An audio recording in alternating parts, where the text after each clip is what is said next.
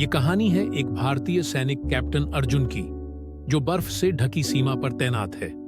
उसके चेहरे पर सर्द हवाओं की मार है, मगर दिल में सिर्फ एक ही गर्माहट, अपने देश और अपने परिवार की याद। छुट्टियों में घर आने पर उसकी माँ उसे गले लगाकर रोती है।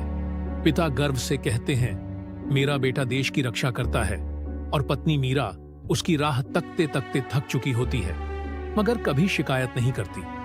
उसका छोटा बेटा आरव पहली बार पापा बोलता है, मगर वो पल अर्जुन सिर्फ एक खत पढ़कर महसूस करता है। सरहद पर उसकी ड्यूटी इतनी कठिन है कि नींद भी आंखों से रूठ गई है।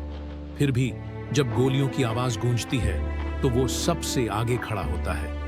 एक रात दुश्मनों की भारी फायरिंग के बीच उसने अपने साथियों की जान बचाई, मगर खुद गोलियों से छलनी हो गया। उसकी आखिरी सांस भी तिरंगे को सलामी देते हुए निकली।